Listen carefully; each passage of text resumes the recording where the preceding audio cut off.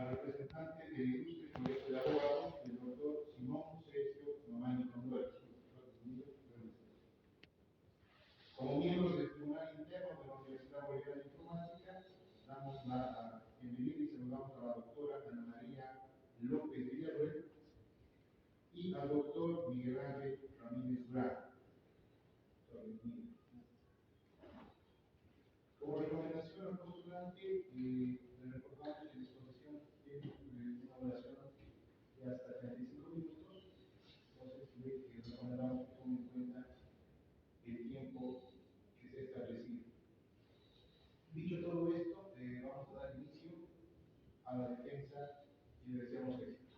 Adelante, por favor. Muchísimas gracias. Muy buenas tardes a todos los doctores del tribunal. Mi nombre es Francisco Nacho Felica, postulante de la licenciatura de Derecho. Bien, para poder empezar el análisis jurídico que nos toca hoy, tenemos que dar ciertos parámetros que nos van a ayudar a entender sobre lo que vamos a hablar, ¿no? Vamos a hablar sobre el proceso de sustracción, un proceso ordinario que se ha ventilado en el portal público civil técnico de la ciudad de Mato Grosso especial. Los datos del proceso los tenemos en pantalla. El objeto del proceso ha sido la adquisición del derecho propietario de un bien inmueble, ¿no es cierto? Bien, en primera instancia tenemos el esquema del proceso. Para aclarar que este esquema es netamente y exclusivamente cómo se ha llevado el proceso, ¿no? No es el proceso ordinario en tal sentido, ¿no? Como podemos apreciar en el esquema, no ha habido una apelación, ha habido una ejecutoria de primera instancia, toda vez de que el demandado ha sido declarado irrepetible, ¿no? Entonces vamos a pasar a explicar adelante todo cómo se lleva el proceso. Antes de poder entrar al ámbito personal que queremos exponer, es necesario poder establecer ciertos conceptos que nos van a ayudar a entender lo que es la propiedad, lo que es la posesión. En tal sentido, vamos a comenzar a decir que la propiedad, definido por el artículo 105 de nuestra normativa sustantiva civil, establece que la propiedad es un poder jurídico el cual permite al titular hacer el uso, el goce y la disposición del bien inmueble. Este uso y goce y disposición tendrá que ser compatible con los intereses de la comunidad y bajo los lineamientos establecidos en la ley. Todo esto establecido en nuestro ordenamiento civil, en nuestra nueva normativa sustantiva civil. Asimismo, la doctrina nos dice que la propiedad es un derecho subjetivo que otorga al titular del mismo hacer el uso, el goce y también la disposición de la propiedad, del bien inmueble, ¿no? Habiendo establecido esto, tenemos que necesariamente definir qué es el uso, qué es el goce y qué es la disposición. El uso es la forma en que nosotros, para la redundancia, usamos el bien. Por ejemplo, yo tengo una propiedad, una casa, uso la casa para vivir. Entonces, en ese sentido, está dando uso. El goce va a ser yo que pueda, como titular de derecho de propiedad, pueda percibir los frutos del bien inmueble. Como por ejemplo, yo tengo una casa, como he mencionado, tengo un espacio libre, lo voy a alquilar y voy a generar algún tipo de ingreso expreso, voy a percibir los frutos del bien inmueble, ¿cierto? Asimismo, la disposición trata de que el titular es el único que puede hacer la disposición del bien, no así otra persona, para decir que yo puedo enajenar el bien, traspasar el derecho propietario hacia otra persona, ¿no? Básicamente, de eso se trata el uso, el goce y la disposición que nos habla el artículo 105 de la norma sustantiva civil. Ahora bien, el derecho de propiedad tiene ciertas características que es necesario e imprescindible poderlo explicar ahora, ¿no? El derecho de propiedad es un derecho absoluto, para decir que este derecho es oprime a los demás. Una vez que ha sido registrado, ha sido público ante la oficina de derechos reales, es el titular que su derecho es oponible a cualquier tercero que pueda alegar que es un mejor derecho propietario, ¿no es cierto? Otra de las características es un derecho exclusivo. Como había mencionado, solo el titular puede oponer sus derechos contra terceros. Es un derecho perpetuo. El derecho de propiedad no se pierde con el transcurso del tiempo mientras dure la cosa. Vuelvo al ejemplo anterior, yo tengo una propiedad. Si vendo mi propiedad, no se extingue el derecho de propiedad, sino lo que estoy haciendo es traspasar el derecho de propiedad a otra persona. En tal sentido, el derecho de propiedad no se ha extinguido, sino se ha trasladado a otra persona. ¿No es cierto? Eso nos dice esta característica.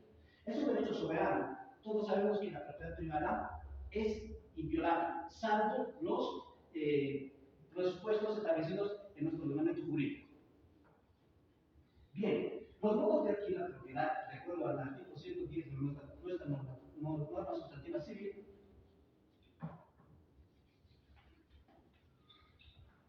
nos dice que es por ocupación, por accesión, por usucapión, que nosotros vamos a pasar a desarrollar a fondo, por efecto de los contratos, por sucesión por la muerte, ¿no? Y por la apreciación de una fecha de modos establecidos por nuestra normativa. Bien, la usucapión, también llamada prescripción adquisitiva. ¿Por qué? Vamos a comenzar a definir, como tenemos ahí en la diapositiva, que la prescripción es un modo de adquirir la propiedad por el transcurso del tiempo. Pero para poder adquirir esta propiedad, este derecho de propiedad, se debe cumplir ciertos requisitos. ¿Ya? Los primeros, vamos a hablar que dentro de nuestra normativa sustantiva civil tenemos dos modos de adquirir. Por suscripción tribunal ordinaria, la tercera, extraordinaria. ¿En qué radica la diferencia? En el tiempo. Vale decir que en aquella no tenemos que tener 5 años de posesión continuada del bien, y en la extraordinaria, la tercera, de 10. Pero no solamente tenemos que cumplir estos requisitos, hay otros requisitos que debemos cumplirlos, los cuales son los siguientes. Bien, la posesión, como lo tenemos allá, es un requisito fundamental para que se cumpla la usucapión. Sin posesión no podemos nosotros usucapión un bien, ¿no? Entonces, ¿qué nos dice el artículo 87 del Código Civil? Que la posesión es un poder de hecho ejercido sobre una cosa, con intención de actuar sobre ella como propietarios, ¿no es cierto? Entonces, volvemos un paso atrás. Habíamos dicho que para poder adquirir por el derecho de propiedad por usucapión, ya sea quinquenal o ordinaria, tenemos que tener 5 o 10 años de posesión. Al margen de eso, también tenemos que cumplir que la posesión haya sido de buena fe, ¿no? Que no tiene que mediar tampoco la violencia, tiene que ser la posesión pacífica. Así mismo tiene que ser pública, tiene que ser a la vista de todos, continuada y durante 5 años y 10 años, respectivamente, dependiendo del tipo de estudio que vayamos a plantear, ¿no? Así mismo tenemos en el artículo 135 la posesión viciosa. ¿Qué nos dice? Que la violencia y la clandestinidad no fundan la usucapión. En tal sentido que si nosotros tuviéramos la posesión de un bien de forma violenta, nosotros en ningún momento vamos a poder usufructuar el bien siempre y cuando no haya cesado la violencia. Desde ese momento podemos contabilizar el tiempo para que podamos usufructuar el bien. Ahora bien, la posesión tiene dos elementos fundamentales, tal como podemos apreciar en la jurisprudencia. En el Auto Supremo 557 de 2022, ¿qué nos dice? Tenemos el corpus y el animus, ¿ya? ¿De qué se trata el corpus? Se trata de la posesión, de tener la aprehensión de la cosa, la aprehensión física de la cosa. Tenemos que tener nosotros en nuestro poder, para decir que cuando tengamos nosotros, en este caso, la propiedad, nosotros estamos en posesión del bien inmueble. En tal sentido tenemos la presión del corpus. Así mismo el ánimo, que tiene que ver más con el aspecto psicológico, ¿no? Nosotros tenemos que comportarnos, una vez que estamos en posesión de la cosa, tenemos que tener la intención de actuar como si fuéramos propietarios, haciendo ejerciendo actos de dominio, haciendo construcciones, haciendo actos de penetrar, y varios actos de dominio que podemos nosotros realizar dentro de una propiedad tal cual fuera nuestra, ¿no? Bien, habiendo establecido estos conceptos, vamos a pasar a hacer el análisis crítico correspondiente del expediente. Como primer análisis crítico, para la pieza procesal que vamos a analizar, es la demanda, usar épocas 62 a 64 teogrados. ¿Qué vamos a analizar de la demanda? Vamos a analizar los requisitos establecidos en el artículo 103 de la norma administrativa civil. Si se han cumplido o no los requisitos en cuanto a la presentación de la demanda, ¿no? El artículo 110 de la norma administrativa civil establece 10 requisitos para que nosotros podamos presentar una demanda, ¿ya? Entre ellos están, perdón si me permite la lectura, está la invitación a la autoridad que vamos a llevar a este entorno la demanda, las homosíntesis, el nombre del domicilio general del demandado, el nombre del domicilio, el bien demandado, la relación precisa, la imputación del derecho en cuanto se junta la garantía, la petición de petición. Vale decir que tenemos que cumplir todos los requisitos. Pero nosotros no vamos a centrar nuestro análisis en el numeral 6, que dice la Como nosotros podemos observar en la hoja 65 del expediente, la autoridad jurisdiccional, a tiempo de valorar y hacer estudios de la demanda, ha dispuesto la sustentación de la misma, toda vez de que en la presentación de la demanda, el demandante no ha cumplido a cabalidad los requisitos. Si bien se lo ha hecho del 1 al 10 y numeral 6, no ha sido adecuadamente fundamentado. ¿Por qué? La autoridad jurisdiccional, ¿qué dijo? Con carácter previo a admitir la demanda, pues, haga una relación precisa de los hechos y las pruebas que presenta, haga una relación precisa de los hechos y las pruebas presentadas. En tal sentido, en virtud del artículo 113, la autoridad jurisdiccional da por demanda defectuosa y establece el término, establece los normativas subjetivas civil, esta nueva adjetiva civil, para la subsanación de la misma, ¿no? Todo esto lo podemos evidenciar a la providencia hoja 65 de Obrados. Bien, continuamos sobre en la misma pieza procesal, la demanda. Vamos a analizar esta vez lo que es la legitimación activa, la legitimación pasiva, que es importante en esa parte del proceso. La legitimación activa tiene que ser, vamos a comenzar a ver qué es la legitimación activa. Es la capacidad de una persona de poder actuar como demandante dentro de un proceso, que tenga un interés legítimo para poder demandar, ¿no es cierto? Entonces, el interés legítimo tendrá que tener la persona que pretende que se le reconozca un derecho ante la autoridad jurisdiccional. En cambio, la legitimación pasiva será la persona contra quien se dirige la demanda. Pero bien, hablando específicamente de la usucapión, vamos a establecer la siguiente diapositiva. Nos dice que en cuanto a un proceso de usucapión, proceso posesorio, la usucapión tiene que ser sí o sí dirigida contra la persona que figure en el registro de derechos reales.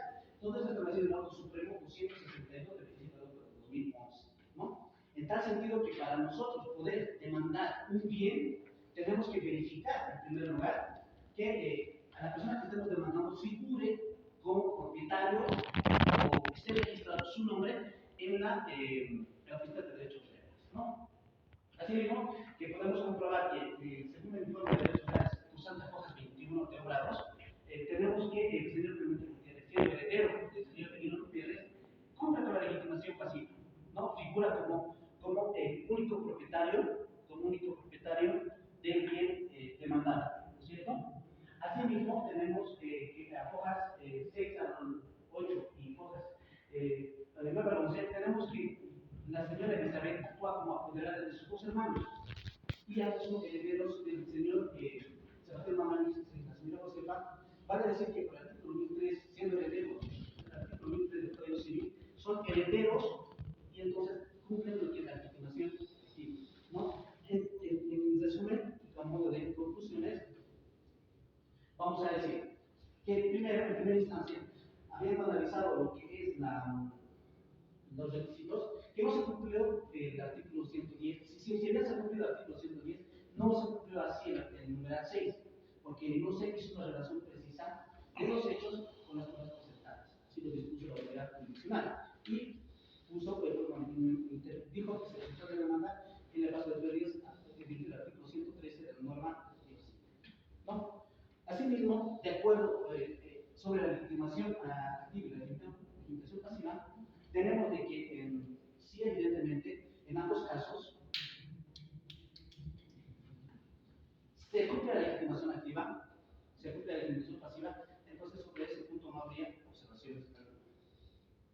Bien, vamos a pasar al análisis crítico número 2. La pieza procesal que vamos a analizar es la declaración de la referendía cursante a hojas 80, ¿no? ¿Y qué vamos a analizar de esta pieza procesal? Vamos a analizar lo que es los efectos de la declaratoria de rebeldía. ¿Ya? El artículo 364 de la norma adjetiva civil establece que si transcurrido el tiempo de haber presentado la demanda y haber notificado al demandante, esto no será declarado en rebeldía, ¿cierto? Asimismo, esta rebeldía podrá ser declarada de oficio por petición de parte. En el presente análisis tenemos que, hoja 79, la parte demandante solicita se declare en rebeldía la demandante, toda vez de que este no hizo ninguna representación, no sea personal proceso, entonces entonces, para que prosiga el proceso, se pidió que se declare en rebeldía, ¿no? Y tenemos la declaratoria de rebeldía a hojas 80. Ahora bien, sobre los efectos de la rebeldía, ¿qué nos dice el artículo 364, parágrafo 3? Dice que la rebeldía de la parte de la simplemente generará una presunción simple sobre los hechos que hayan sido alegados a la parte actual, mientras tanto no fueran contradichos. En tal sentido, no se da que se haya declarado al demandado rebelde, no implica que los hechos vertidos por el demandador sean considerados como ciertos, ¿no es cierto? Es más, no se libera de la carga de la prueba, ¿no? Como podemos ver, la doctrina nos dice que la improparecencia del rebelde no significa per se que se den por hechos o por aceptados todos los hechos vertidos por el actor. Va a decir que por sí solos, que simplemente porque se haya mencionado por la parte demandante, no significa que sean verdad, solo porque haya sido declarado rebelde el demandante. Bien, el Acto Supremo 150 de 2021 nos dice que la declaración de rebeldía de ninguna forma libera a la parte actora de probar todas las afirmaciones hechas en su demanda, bueno, todas las afirmaciones hechas dentro de su demanda. Entonces, vemos que en armonía lo que dice la jurisprudencia, la ley y la doctrina, tenemos que la declaratoria de rebeldía no impide la prosecución del proceso. Vale decir que el proceso no se paraliza, continúa, ¿no?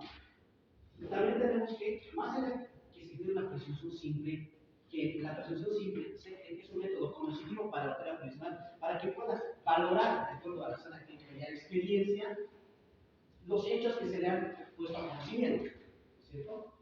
La declaratoria de rebeldía, como habíamos dicho, no significó que se tomen por ciertas las aseveraciones hechas por el demandante en su demanda.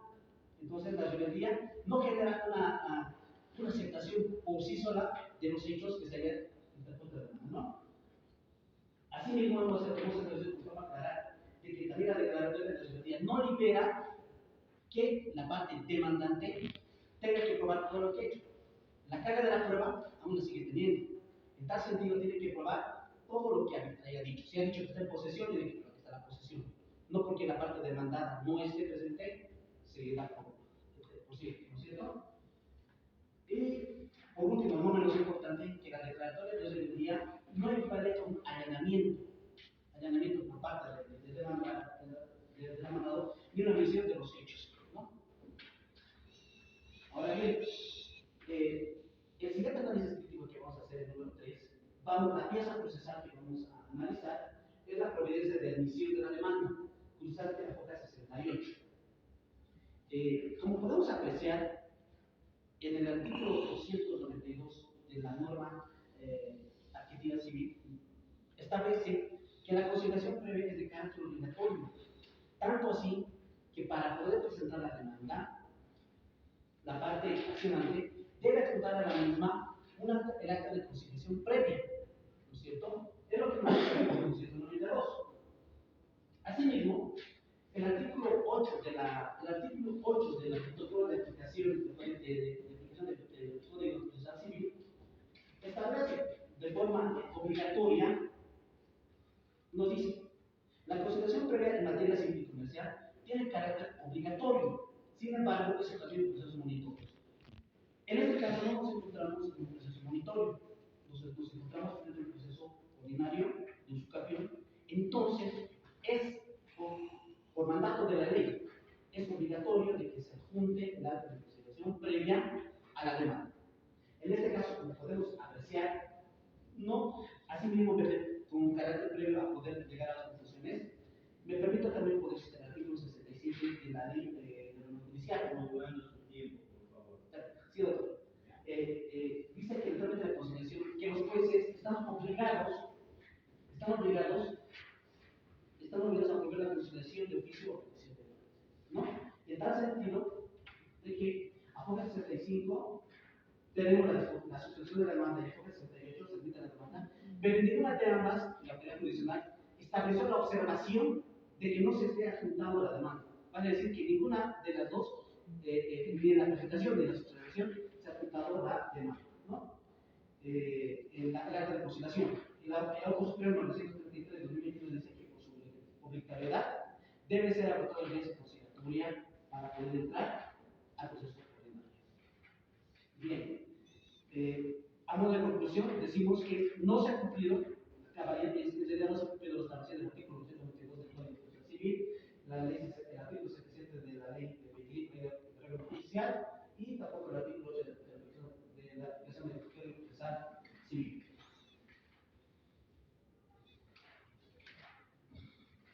Bien, el siguiente análisis crítico que vamos a hacer en el 4, la pieza procesal que vamos a analizar, es el acto de audiencia preliminar, justamente el 494, que nos habla sobre las actividades de la audiencia preliminar.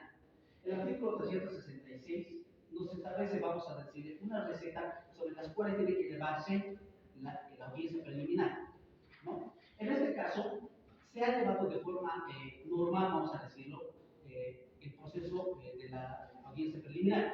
Sin embargo, cuando nos vamos a referirnos con mayor amplitud al punto 6, donde nos habla la explicación definitiva del objeto del proceso, la determinación y el ordenamiento de pruebas. ¿Ya? En esta parte, la autoridad jurisdiccional debió ordenar los medios de prueba que han sido puestos a su disposición. ¿Ya? A unos 29 grados, tenemos una declaración voluntaria del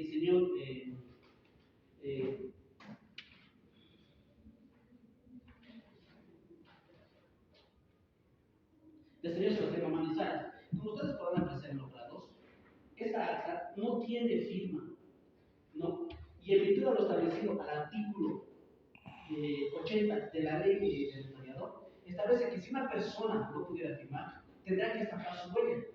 Vale decir que en esta parte del ordenamiento de las pruebas, la autoridad jurisdiccional debió observar esta prueba. Asimismo, en la parte de la sentencia, como lo veremos más adelante, incluso toma en cuenta este tipo de prueba, ¿no es cierto? Asimismo, en la hoja 51 grados, tenemos una boleta de depósito bancario que dice que va a favor de acción contra el hambre, que no tiene relación para nada con este proceso. Bien, las conclusiones.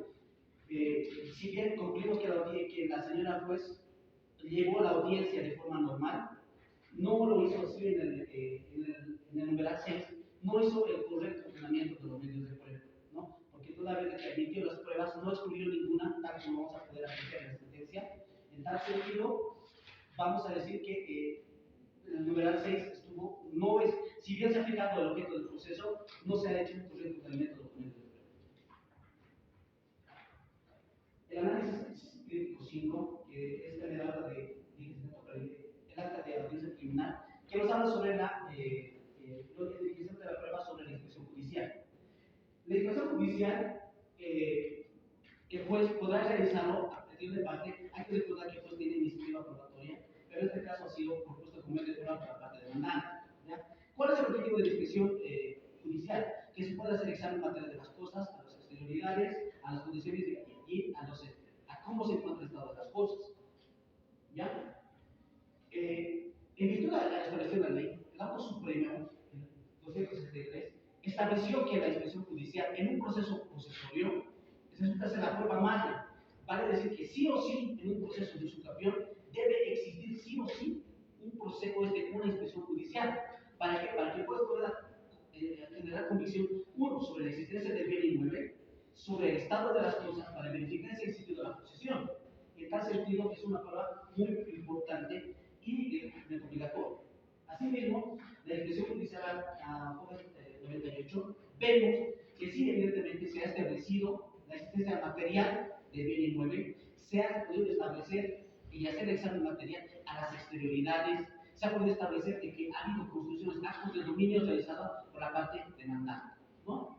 Asimismo, se verificó que el demandante estaba en el proceso de bien inmueble, que tal como tenemos en el acta, establece que tenían una cocina, tenían un bien, y claramente se establecía que ellos ya habían estado viviendo por mucho tiempo, ¿no? Asimismo, se generó la condición necesaria que la corresponde y la medita por la prueba de expresión judicial.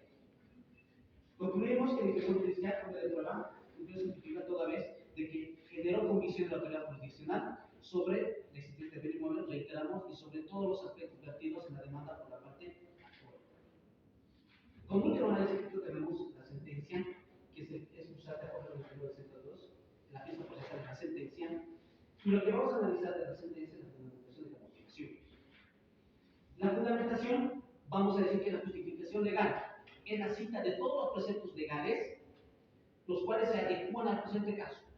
Vale decir que el juez, al momento de emitir sentencia, fundamentará toda su decisión estableciendo la Constitución Política del Estado, hablando de la fundamentación en las leyes que rigen en este caso el Código Civil, hablando de la usucapión, ¿no es cierto? Y así como la motivación será las razones que le han llevado a tomar esta decisión, subsumiendo los hechos a la parte jurídica, para decir la fundamentación. Tendrá que decir la autoridad jurisdiccional cuáles son los motivos que le han generado condición, o sea, las pruebas que le han generado condición, y los motivos que le llevan a tomar esta decisión, subsumidos a los elementos jurídicos que es utilizado para emitir esta sentencia. ¿No?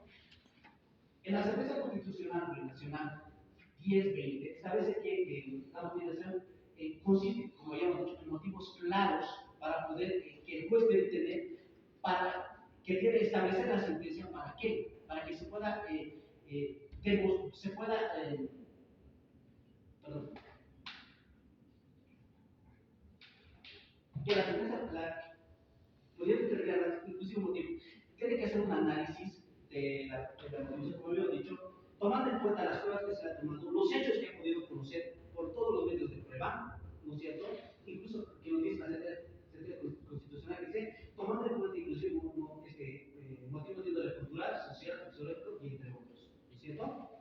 Asimismo, nos dice que la fundamentación y la motivación de las acciones judiciales son una condición completamente importante porque radica en esta la credibilidad de nuestra justicia.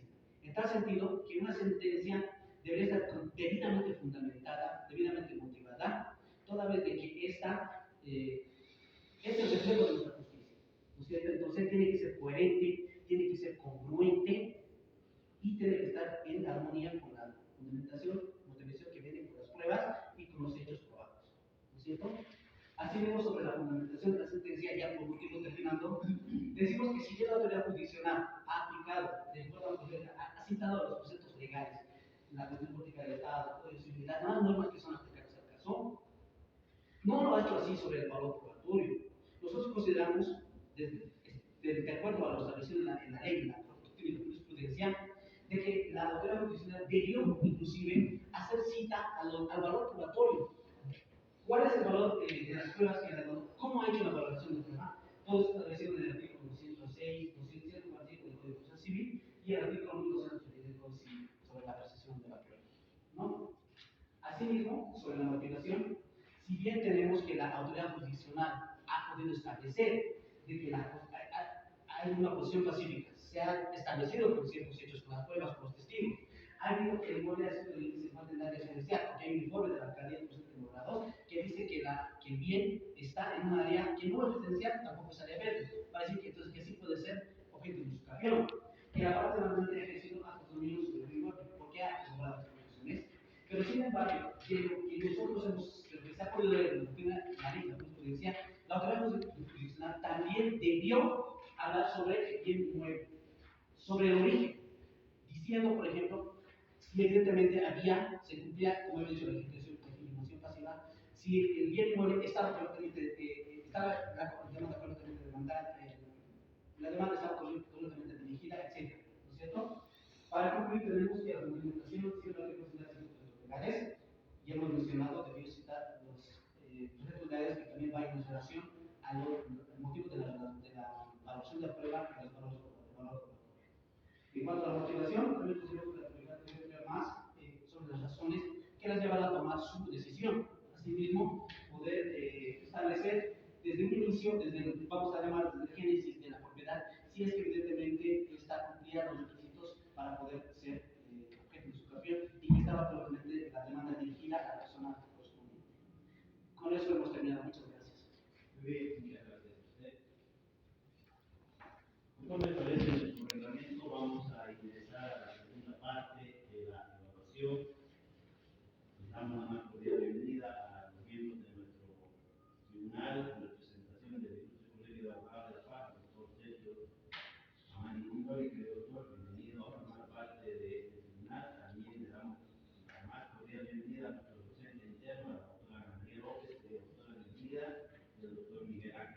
Benítez, igualmente el ingeniero doctor. Como ustedes ya conocen, nuestro reglamento establece que deben evaluar el análisis crítico que ha presentado el postulante sobre un expediente en el derecho privado, un proceso de rectificación decenal o extraordinaria. Deben evaluar también las materias que han sido sorteadas al postulante. Ustedes tienen, perdón, un segundito, estas son las materias que le han sorteado al postulante. Tenemos derecho procesal y ley de organización judicial, derecho constitucional, derecho procesal constitucional, derecho civil 4, derechos humanos e interculturalidad, derecho internacional privado. Si bien es cierto que no existe un límite de preguntas que ustedes puedan hacer hasta que se sientan satisfechos, sin embargo, si se alargan demasiado, yo les voy a pedir que vayan concluyendo con su intervención. Hacerles notar también que la presentación del trabajo, la exposición y la defensa sobre el trabajo tienen un puntaje máximo del 60% de la evaluación. Y el otro 40% deberán tomar en cuenta ustedes en relación a los contenidos mínimos de las materias antes mencionadas. Como corresponde, vamos a iniciar con la intervención y por último les pido por favor que si el postulante no respondiera adecuadamente las preguntas que ustedes hagan, ustedes por favor tengan la gentileza de responderlas. Vamos a dar inicio a esta segunda parte con la participación del doctor Simón Sergio Amañez. Estimado doctor, tenga la bondad de empezar con sus preguntas al postulante. Buenas tardes, doctor, señor presidente y docentes, evaluadores. Primeramente, y a los señores concluyentes, primeramente felicitarles en buena exposición, lo has hecho bien, sin oficial de código. Te faltaba un poco, pero analizar, ¿no? Pero lo has hecho muy bien, desde mi punto de vista. Te voy a hacer algunas preguntas técnicas del expediente, casi no, pero lo que utilizamos generalmente en materia civil, en materia penal, en todas las áreas, ¿no? Primero voy a hacerte unas 3 o 4 preguntas, después me voy a ir al examen de grado al área privada, al programa ANAM. Son 6 temas y de ellos te voy a ir preguntando uno. Y si no te respondes, voy a pasar. Son así fáciles de cotidiano vivir de los abogados. ¿Qué diferencia, la primera pregunta, qué diferencia encuentras o existe entre demanda y denuncia? Demanda. Básicamente es la materia, ¿no es cierto? La demanda será en materia civil, la denuncia será en materia penal. Toda vez que nosotros, cuando hacemos una demanda, demandamos un derecho, demandamos que se nos reconozca un derecho. Y cuando denunciamos un ilícito. En este caso se tratará de la social pública. Todas las demandas en materia civil, ¿ante qué juzgado se presentan los memoriales? Primero se va a la oficina gestora y se va a sortear y se derivará a los jueces públicos civiles y judiciales. Juzgados públicos, solamente con el nuevo código procesal civil, ¿no? Antiguamente habían dos, ¿no? Con el anterior código de procedimiento civil, pero ahora ya es código procesal civil, ¿no ves? Con la numérica.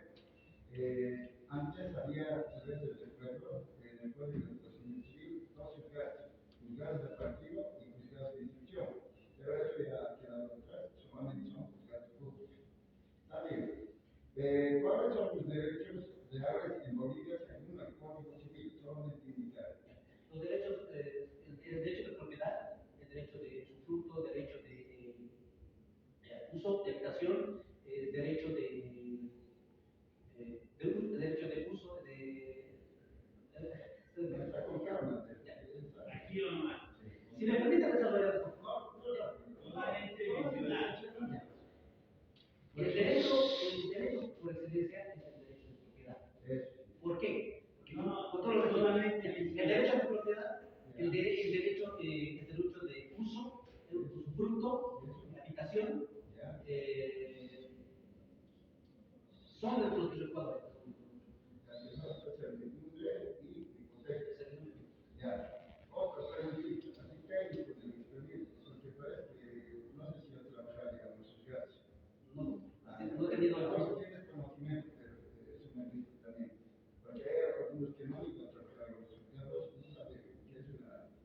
desde que entra a juzgar, desde que la admisión, los rechazan, todo, entonces ya saben manejar técnicamente. Como has utilizado el expediente, de cuántas hojas está compuesto un cuerpo o un expediente? No, doctor, no tengo el dato exacto de cuántas hojas deberían ser, de cuántos deberían ser los cuerpos, ¿no es cierto? Considero que deberían ser unas 150 para no engrosar el libro y poder ser manejable para esto.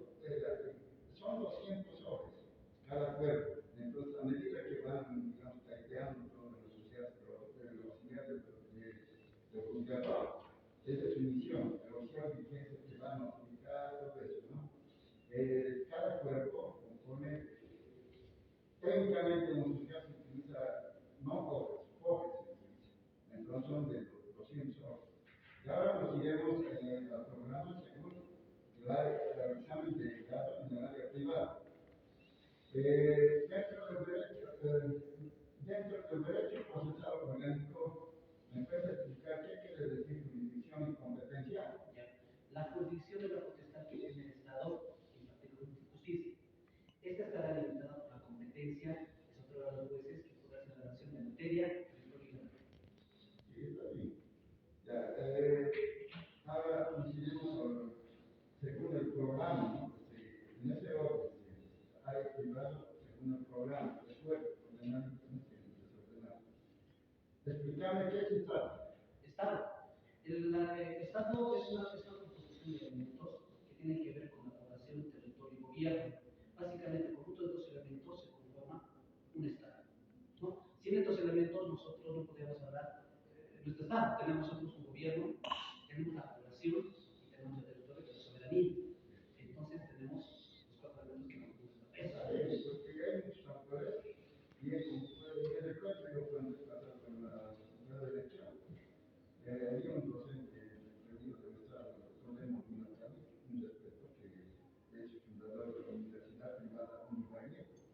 Él utilizaba el libro también de Olimpia Valencia Negri. Ahí hablaba uno de los elementos del camino aquí común, ¿no? Y ahora, ¿qué clases de acciones constitucionales conoces? La acción de amparo constitucional, la acción de libertad, la acción de protección de la privacidad, la acción de cumplimiento, la acción popular, la acción de inconstitucional, o sea, hay concreto. Entonces, que establece nuestra constitución.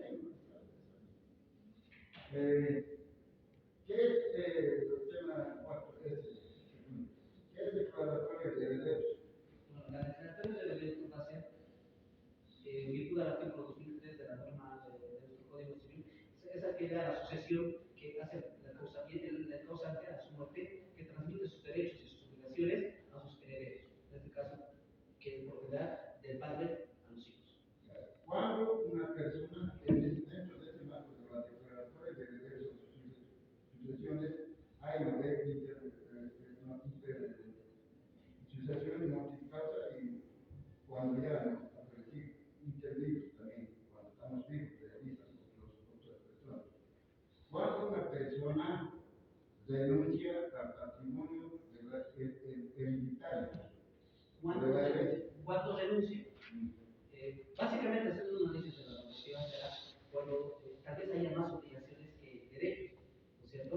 Si yo, por ejemplo, voy a heredar de mi papá, pero resulta que él tenía 1000 en propiedades, pero tenía 2000 en deudas, básicamente yo haré una declaratoria de derechos con beneficio alimentario y podré decir no acepto la herencia, daré de libre voluntad. Hay otros ambiciosos, pero también otros. Yo, por ejemplo, cuando mi mamita estuvo especial, yo he denunciado a mi iglesia, no, denuncio, pero en esa reunión de mis hermanos habían decidido no. Sea yo, por ahí nos hace problema porque yo soy abogado, pero no es así a veces. Entonces, los hermanos no, respetaremos. Entonces, yo tengo que denunciar voluntariamente. Eso sería. 5. Nos vamos al 5, al tema 5. Dentro de los derechos humanos, ¿dónde se crea por primera vez? No, dentro de los derechos humanos, ¿dónde por primera vez se funda? Dentro de los derechos humanos, ¿dónde se crea los derechos humanos, en la Primera Guerra Mundial o la Segunda Guerra Mundial. En este caso va a ser si me permite, es en la Primera Guerra Mundial con el Bill of Rights. Toda vez de que ha habido, si mal no recuerdo, ha habido muchas torturas y en virtud de todo esto se ha creado el primer elemento, ¿no? Perdón, es la Segunda Guerra Mundial. La Segunda Guerra Mundial. El último, a ver, ¿qué estudias cuando era lo último? Eso se ve la introducción al derecho. Cuando por primera vez en la época romana, Juliano, ¿no? Hay muchos jurisconsultos, como también los bolivianos tenemos un gran jurisconsulto colombiano, que es el doctor Patagon Valencia, ¿no? Pero muchos de Sucre conocen que es el nacimiento de Sucre, pero es mentira, es colombiano. Cuando en la época romana hay muchos jurisconsultos, Gay, Ulpiano, Justiniano, todo eso, uno de ellos que se ha destacado es Ulpiano. Él realiza en esa época por primera vez la división del derecho, la división en derecho privado y en derecho público. Pero ¿qué dice el concepto de derecho internacional privado? El concepto clásico va a ser el derecho de derechos privados, va a ser nada más que van a regular las relaciones entre personas, no necesariamente entre personas, entre instituciones de diferentes países, ¿no es cierto? Por ejemplo, si nosotros vamos a hacer, vamos a tener una... Eso ya no es A ver, ¿qué estudia el derecho internacional privado? Estudia, como le digo, las normas que van a servirnos para que haya relaciones entre Estados. Entre Estados. El derecho internacional privado es entre particulares, civil, pero el derecho internacional público es entre Estados. Eso sería, doctor. Muchísimas gracias, doctor. Vamos a continuar con la evaluación. Por favor, doctora López, adelante. Gracias. Antes de continuar, una información más a la estrategia al análisis que se ha realizado una primera crítica se me había manifestado que no se había dado cumplimiento a lo que establece en la ley del Consejo de manifestando que la parte de la no había realizado la totalidad de las leyes. Sin embargo, revisando el expediente como tal, no sé si tal vez es una decisión de su parte, pero lo que observa la juez es que señalen qué hechos pretende probar a su justicia. ¿A qué nos referíamos con eso? Básicamente que la autoridad judicial, apreciación de la autoridad jurisdiccional, las pruebas que ha presentado la parte accionante, no lo ha hecho, reitero, desde mi punto de apreciación, no ha hecho una relación. Los jueces cuando se presenta una demanda, lo hemos comprobado alguna vez, que piden que sea... Luego, un ratito, la doctora te ha pedido, le ha establecido una pregunta, ¿no, doctora? Quisiera que escuche, por favor, la pregunta para que vayamos avanzando un poquito. La doctora te ha dicho, al momento de presentar la demanda, ha sido observada por la jueza. ¿Cuál ha sido esa observación, doctora? Y eso es lo que tiene que explicar. Exactamente, porque el postulante manifestó que la observación no había estado relacionada con el numeral 110, por tanto no encuentro en el expediente, toda vez que lo que se ha observado por parte de la juez es justamente lo que acabas de mencionar en este momento, que debería verse relacionado los hechos que se pretendían encontrar con las pruebas suficientes. Eso tendrá una relación, tendrá una relación con el numeral 6 del artículo 110. Sí, en el sentido de que en el punto 5 nos establece, dice que se haga una relación precisa de los hechos. En los anteriores numerales no nos habla de eso. Y la autoridad jurisdiccional es clara al mencionar que se establece la sucesión de la misma en virtud del artículo 113 del mismo protocolo. Como consecuencia, no parece que tiene una falta de interpretación. Nuevamente, la juez dice, señala qué hechos pretende probar, esas para la interposición de la demanda, ¿qué artículos debemos cumplir? El 110 y 111. ¿Qué dice el 111? El 111 que las pruebas tienen que ser acompañadas con la demanda. Y además tenemos que hacer una relación desde que presenciemos, o sea, el nivel a la cartera. Segundo elemento, ¿por qué la parte actora solamente dirige la demanda contra un hijo del que era? ¿Por qué? De acuerdo al informe constitucional de derechos reales, podemos establecer, si mal no recuerdo, en la hoja 90, hoja 21. Si nosotros vemos la tradición de la LNV, tenemos hasta el último ciclo número 3, ¿ya? Porque después de ese ya vienen los gravámenes hipotecas.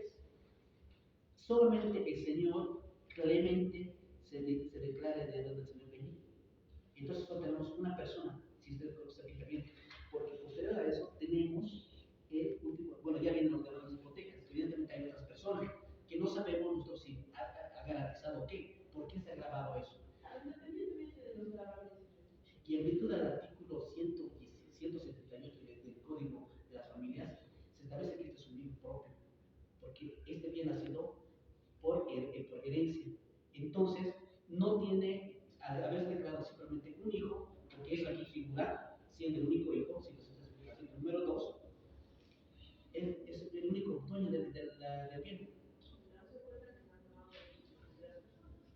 Yo hubiera sido interesante que la juez, es decir, más importante, acredite la identidad de otras personas, porque al final esta sentencia, si bien las otras personas no han ingresado,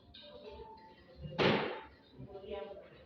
No, simplemente hacer notar para la pregunta de que no tenemos certeza ni conocimiento de que si las ¿Quién tenía personas, que haber asumido certeza de crimen? en este caso sí, por el Ministerio Probatoria, también la autoridad jurisdiccional, pero no necesariamente en la parte No de estamos hablando de iniciativa probatoria, sino para acreditar la discriminación aquí, para saber si realmente solamente va a ser acreditado si el elemento como único heredero. Debería haber sido importante averiguar si existían los hijos para modificarlos si la persona no tiene que puedan ser afectados de alguna u otra manera con la ley.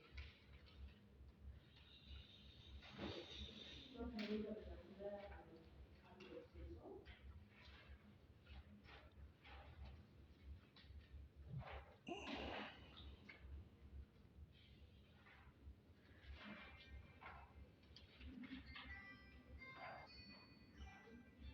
¿Tú crees que consideras que se ha cumplido a cabalidad? Que se ha escuchado por el principio de, como decía, fundamentalmente lo que es la petición. no necesariamente, como yo había hecho la observación en la motivación, la motivación tiene que ser congruente, tiene que ser coherente, ¿cierto? En tal sentido, resulta un poco, resulta insuficiente los argumentos vertidos por la autoridad profesional al momento de establecer, por ejemplo, como usted ha hecho la observación, sobre la legislación pasiva. Inclusive debería haber mencionado esa parte, que no lo hace, como se puede apreciar en la sentencia, sobre bien inmuebles y evidentemente estaba, la persona que estaba siendo demandada era el único propietario, ¿no es cierto? En tal sentido, no es completamente congruente. Vamos a hablar de hecho, la pregunta distinguido por el abogados sobre lo que es jurisdicción, sobre qué es competencia. La jurisdicción es la capacidad que manda, es la potestad del Estado para impartir justicia mediante los jueces o órganos jurisdiccionales, ¿no es cierto? Y la competencia va a ser la limitación de la jurisdicción. ¿Por qué? Va a limitar esa capacidad, la jurisdicción en cuanto a razón de materia, territorio y grado. Teniendo en cuenta que la competencia entonces es la limitación de las posibilidades de las judiciales para que las mismas puedan conocer determinados puntos de la zona etcétera, ¿tú crees que en función a los estudios que tú has realizado podría ampliar esa competencia? De sí se podría, en tal caso de que, por ejemplo, se ha visto en nuestro caso de que se ha recusado tantas veces, y entonces tendría que irse a la competencia, ¿no es cierto?, a otras veces, porque ya, o tal vez, entremos en un caso extremo, tal vez tendría que derivarse tal vez a otro departamento, ¿no es cierto? Pero sí, considero de que sí podría entrar son 25.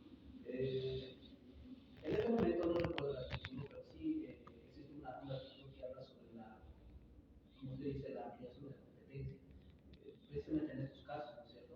Cuando ya no se pueda, digamos, tener autoridades que puedan tomar conocimiento de una causa, estaremos hablando tal vez de un proceso civil que tendría que pasar a un juzgado por así simplemente dar un ejemplo, un juzgado de familia.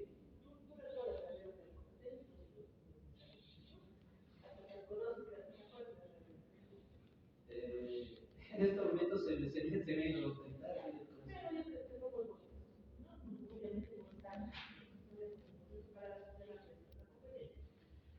Si yo voy a interponer una demanda de carácter real, personal, un poco más, vamos a tener que demandar donde se haya suscrito el contrato, donde deba cumplir su obligación, o donde viva, yo demandar. ¿Ya? Digamos que esos tres elementos se encuentran en la paz. Pero yo, por alguna razón de la vida, interpongo la demanda en uno. ¿Estaría correcto? No. Pero si mi demandado responde a la demanda en duro, Estaría saltando la competencia de la estaría ampliando la competencia. Muy bien. Última pregunta. Vamos a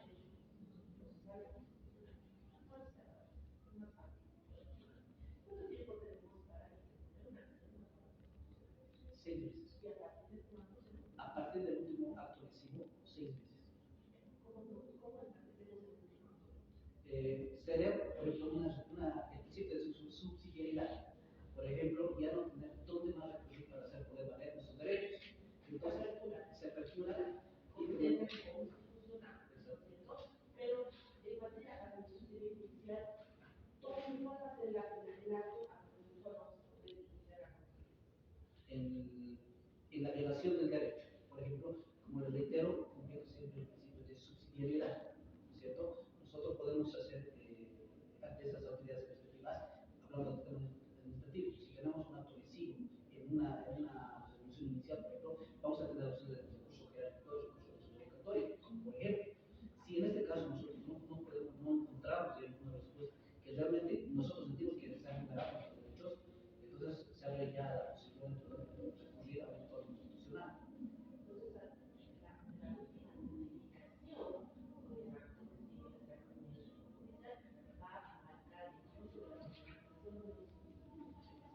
Muchas gracias, querida doctora. Solamente para concluir, por favor. El problema más importante para el derecho, ¿por qué educación? Su capión. ¿Por qué eligió ese tema? No, ¿por qué ellos deciden mandar educación? Porque el señor Sebastián en su momento no había saneado la propiedad. Ha fallecido, pero no tenían registros de derechos reales, solo tenían un documento privado con se nombrados, ¿no? En tal sentido, ellos, al fallecimiento de su padre, se abre la sucesión, se declaran herederos de todas las obligaciones de derechos y con toda, por legitimación activa, abren la posibilidad, con los documentos que tienen, toda vez que habían cumplido con la posesión de 10 años, eran conocidos por los vecinos, tenían una posición de buena fe, no han hecho una posesión clandestina, básicamente para poder sanear su propiedad, han hecho el proceso de su propiedad de 10 años. ¿Quién era el titular de la posesión?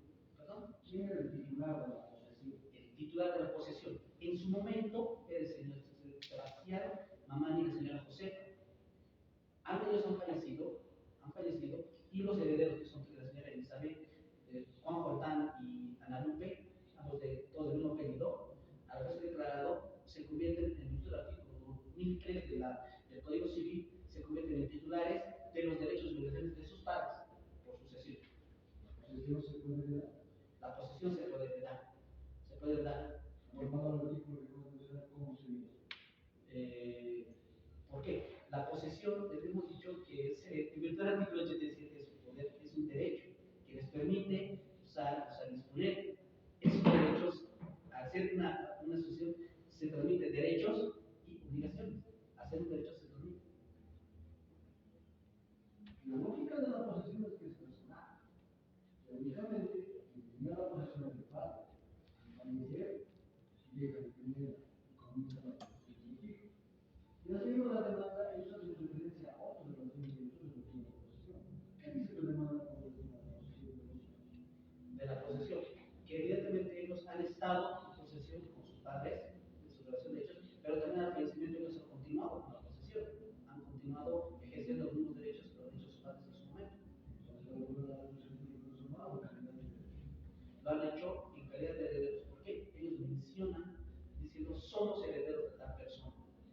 así figura en su documento privado de cumplimiento.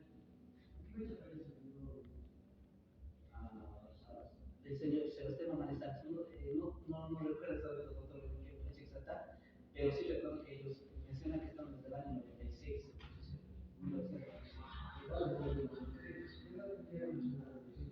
La señora Elizabeth ha nacido el año 89, tenía en ese momento 7 años. La señora Elizabeth es la que actúa como representante de sus dos hermanos, ¿no? Es la menor en realidad, los dos son hombres.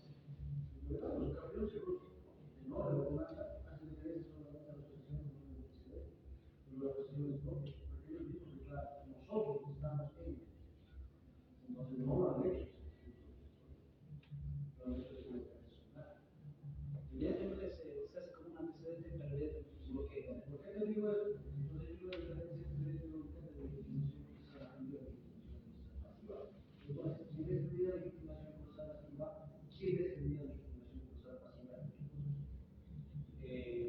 La legitimación procesal pasiva, habíamos dicho, de acuerdo a la jurisprudencia, que es la persona en la cual figura su nombre en titular. En virtud del informe cursante del informe 21 de grados, el señor es el señor Clemente Gutiérrez, que tiene expresión. ¿Por qué? Porque ha sido heredero del señor Felipe. Entonces, tiene la legitimación pasiva. Es el que figura como propietario del derecho real.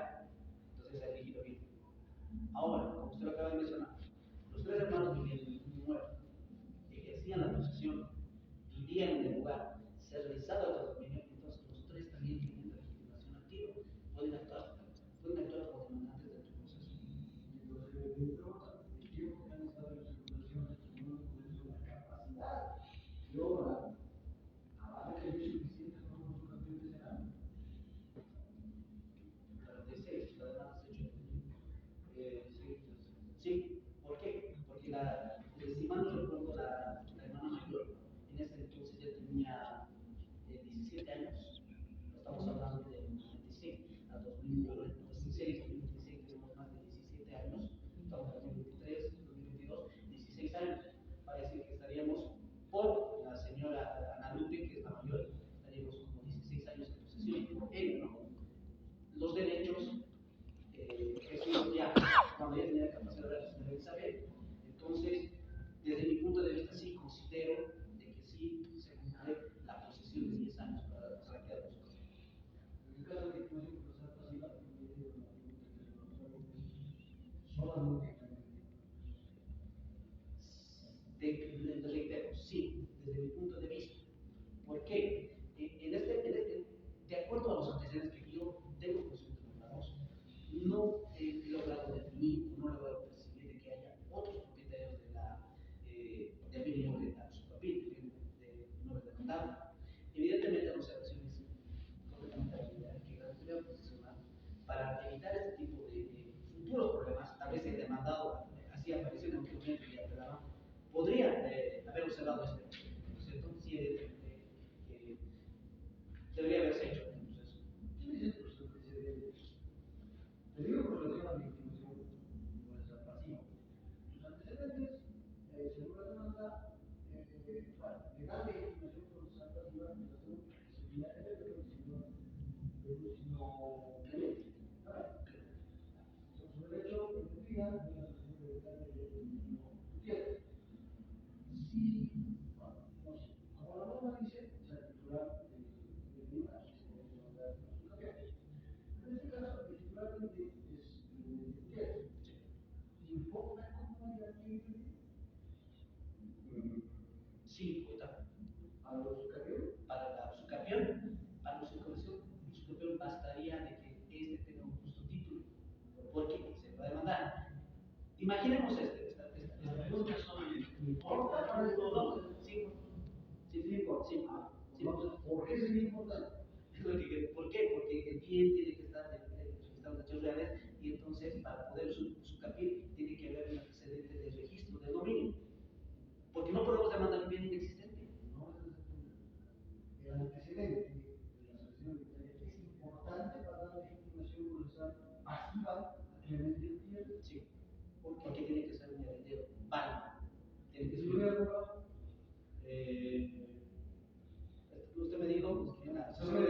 si hubiera comprado, no, porque él sería el concepto. Hay dos. El antecedente para establecer la legitimación procesal pasiva es necesario, es importante. Sí, sí, desde Pero luego. acabas de decir, si hubiera comprado ciertas situaciones, si se le otras situaciones, está muy bien. Tú has dicho, has señalado el artículo 9. Basta tener justo tu título, no importa cómo. No importa cómo. No importa si es declarado, no importa si es comprado, no importa si es donado, no importa. Es irrelevante. Solamente nuestro título y la legitimación procesal. Ahora, aquí hay un punto. Ese justo título, ese registro, establece un elemento final que es la tradición.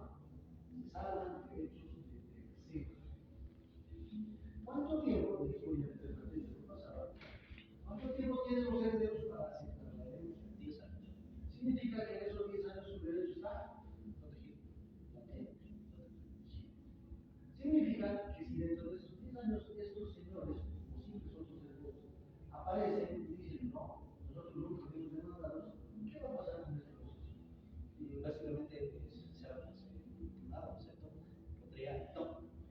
Tiene un valor de cosa juzgada, no olvidemos eso. Se ha ejecutado la sentencia.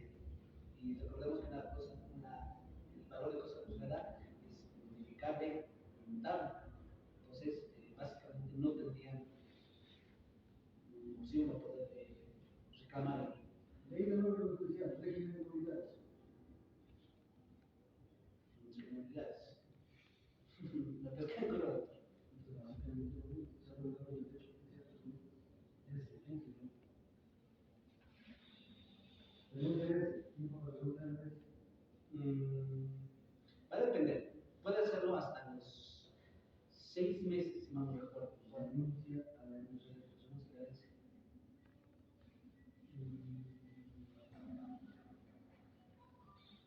Puedes renunciar hasta los 10 años. Los 10 años. Muy bien. ¿Ha concluido tu examen de blanking